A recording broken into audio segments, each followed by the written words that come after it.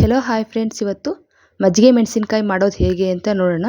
ಅದಕ್ಕಿಂತ ಮುಂಚೆ ನಮ್ಮ ಚಾನಲ್ನ ಸಬ್ಸ್ಕ್ರೈಬ್ ಮಾಡ್ಕೊಂಡಿದ್ರೆ ದಯವಿಟ್ಟು ಸಬ್ಸ್ಕ್ರೈಬ್ ಮಾಡ್ಕೊಂಡು ವಿಡಿಯೋ ನೋಡಿ. ಇದು ರಸಮನ್ನ ಮಾಡಿದಾಗ ಮತ್ತು ಮಶೊಪ್ಪು ಆ ಥರ ಸಾಂಬಾರು ಮಾಡಿರ್ತಿಲ್ಲ ಅದಕ್ಕೂ ಮೊಸರನ್ನ ಜೊತೆಗೆ ತುಂಬ ಚೆನ್ನಾಗಿರುತ್ತೆ. ಬನ್ನಿ ಯಾವ ರೀತಿ ಮಾಡೋದಂತ ನೋಡೋಣ.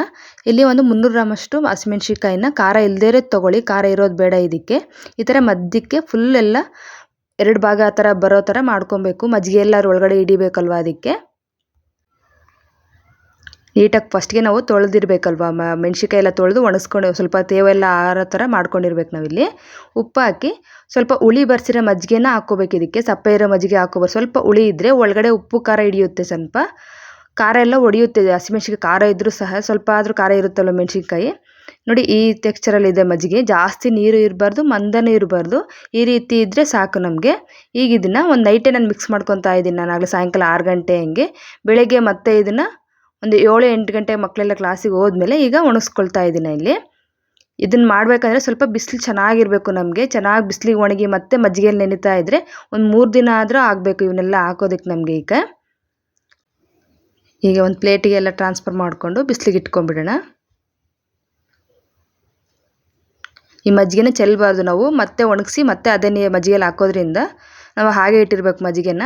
ನೋಡಿ ಸ್ವಲ್ಪ ಬಿಸಿಲಿಗೆ ಆಗಲೇ ಮಧ್ಯಾಹ್ನ ಬಂದು ವಿಡಿಯೋ ಮಾಡ್ತಾ ಇದ್ದೀನಿ. ಇಲ್ಲಿ ಅಲ್ಲೇ ಸ್ವಲ್ಪ ಒಣಗ್ದಂಗೆ ಆಗ್ತಾ ಇದೆ. ಈ ಥರ ಆಗಿರೋನ ಸಾಯಂಕಾಲಕ್ಕೆ ಇನ್ನೂ ಸ್ವಲ್ಪ ವೈಟ್ ಆಗಬೇಕು. ಇವಾಗ ಅದೇ ಮಜ್ಜಿಗೆ ಎತ್ತಿಟ್ಟಿರ್ತೀವಲ್ಲ, ಅದೇ ಮಜ್ಜಿಗೆಗೇನೆ ಈ ಥರ ಹಾಕ್ಕೋಬೇಕು. ಈಗ ಫುಲ್ 3 ದಿನ ಇದೇ ಥರನೇ ಮಾಡ್ಕೊಬೇಕು ನಾವು. ಚೆನ್ನಾಗಿ ಬಿಸಿಲಿಗೆ ಒಣಗಿಸ್ಬೇಕು ಮತ್ತು ಮಜ್ಜಿಗೆಯಲ್ಲಿ ನೆನೆಸ್ಬೇಕು.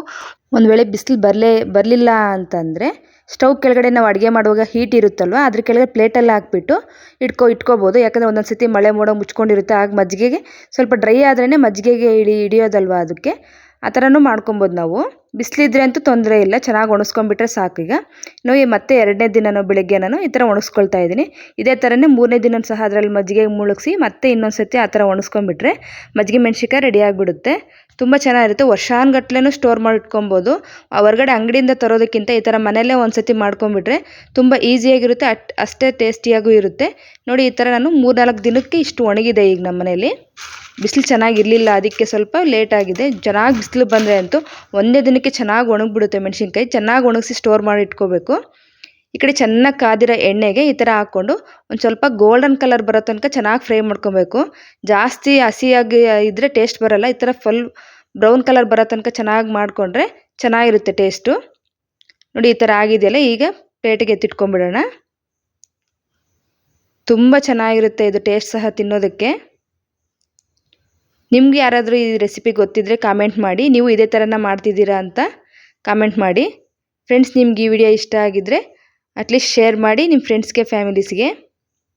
ನೋಡಿ ಎಷ್ಟು ಕ್ರಿಸ್ಪಿನೆಸ್ ಇದೆ ಇದು. ಒಳಗಡೆ ಎಲ್ಲ ಚೆನ್ನಾಗಿ ಒಣಗೈತೆ ಅಂದರೆ ಟೇಸ್ಟ್ ಅಷ್ಟೇ ಚೆನ್ನಾಗಿರುತ್ತೆ. ಓಕೆ ಫ್ರೆಂಡ್ಸ್, ಬಾಯ್. ನಿಮ್ಗೆ ಈ ವಿಡಿಯೋ ಇಷ್ಟ ಆಗಿದ್ದರೆ ಅಟ್ಲೀಸ್ಟ್ ಒಂದು ಲೈಕ್ ಮಾಡಿ ಅಂತ ಹೇಳ್ತೀನಿ.